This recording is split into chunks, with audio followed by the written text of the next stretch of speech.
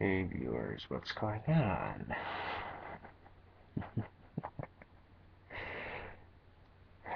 Hey viewers, what's going on? This is Baloney Man here. As you can tell, I'm wearing another mask. This one is also my dad's. Um, and as you can tell, it is like a skeleton thing. I don't know. Um, but from what I can tell, is that if you look at it from far enough away, and you look at it in a mirror, you can scare yourself. You know it's a good mask when you scare the crap out of yourself.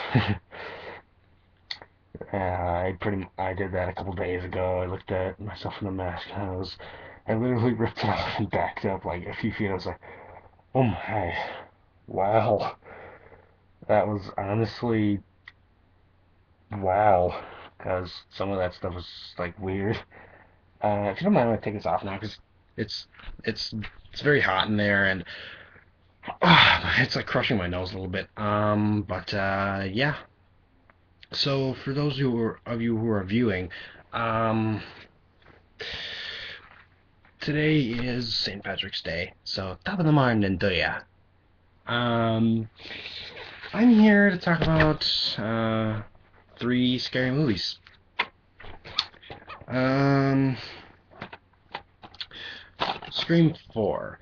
Now, I know a lot of people are probably wondering why did they change the standards in the movie, whereas it said one, you can never have sex, two, don't drink or do drugs, and three, um, pretty much the only way you survive is if you are not by yourself. And now apparently the flip to the new standard in this movie.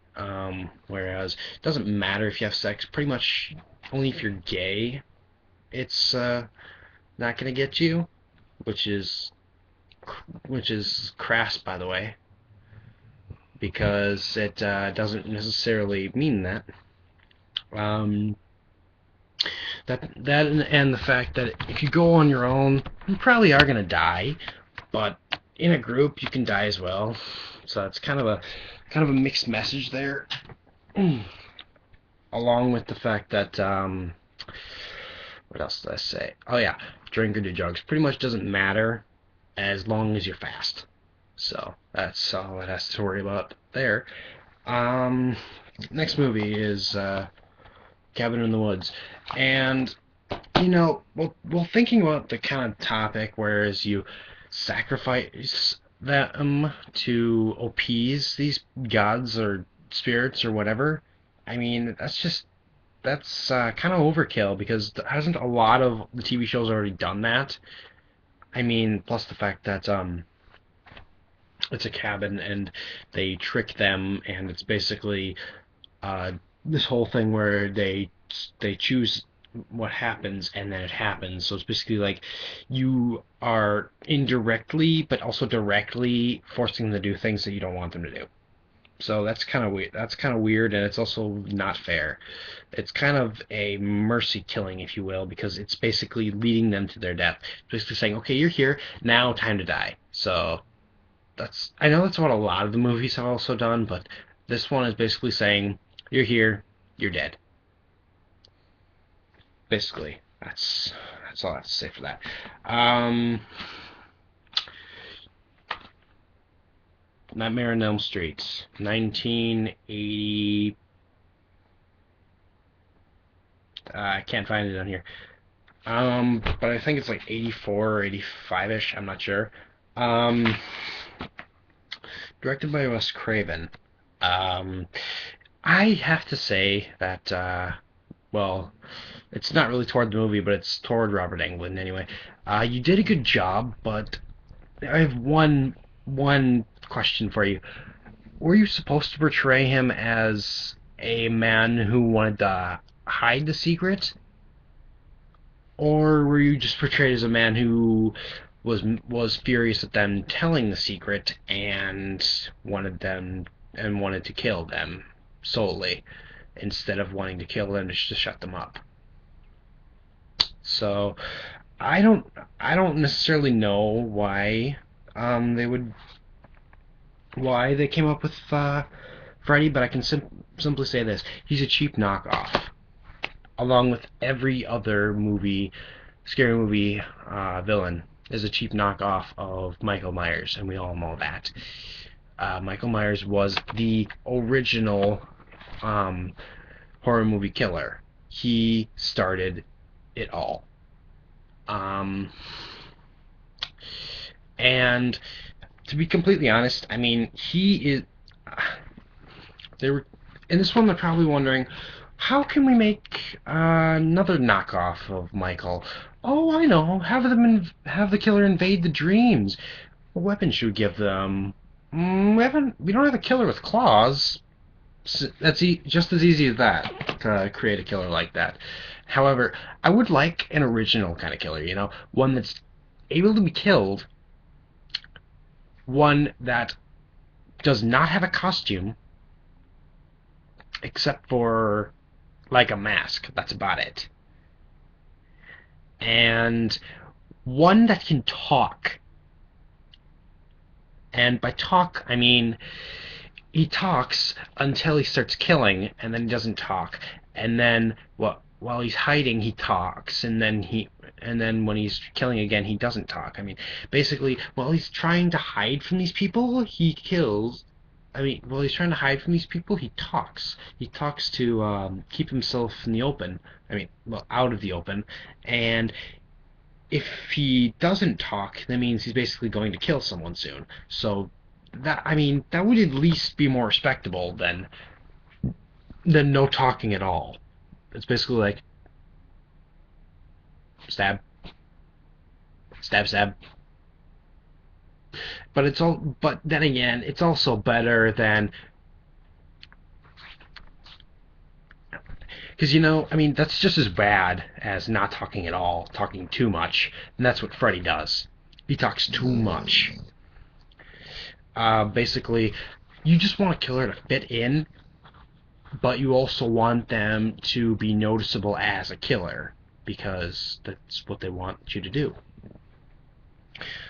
Because a lot of times when you think about it, I mean, they're not really even going to be. They're not really going to do anything about it, except for in the end try to kill them. And I know this is crazy, but as I said before, make it so the killer can die, but don't. But I mean, if you're planning on making a series of these, don't make it where he magically was resurrected. No, just have where it's like he was stunned at the end of the first movie. Bandit, stop. This dog wants way too much attention. I swear. Make it where he's like stunned at the end of the first one, and then like the second one's beginning, it's like he's unstunned and then goes on a killing spree. At least that would be more respectable than he's resurrected. It's like, come on! It's like, stop doing this. It's not fair. A lot of Bandit. Jeez, I can't bet you right now. I'm recording. Sorry, viewers. The dog just really wants some attention right now. Fine, I'll put your head on my leg. How about that? That better? Sorry, viewers. Where was I? Oh, yeah. Make a killer that can die. Alright? Because if you make one that's immortal, I mean, not only is that retarded, in my opinion, but it is also very unappealing to the audience because they're like, this guy can't die, this can't happen in real life. No, it can happen in real life. That's what I'm trying to say. Make it a real life simulation, basically. Something that can and quite possibly will happen in life because, as we all know, movies are an extension of life, and if it's a fiction movie, which all horror movies are because of the fact that they have immortal killers. All except for Scream, by the way. I've been ranting all this whole time, and Scream does not have an immortal killer. Every time it's someone new. But what I'm saying is, even so, once they kill them, they still get back up, which is what I'm trying to say they should not do. If you want a good horror movie, make the killer die when they're shot. When they're shot in the heart or the head. I mean, and even have them electrocuted or something like that. But my main point is kill them off when they're killed. And don't make any movies after they're killed. That's just insulting to both the audience and to the directing crew, the cast, and anyone who is sane enough to believe that this is actually true.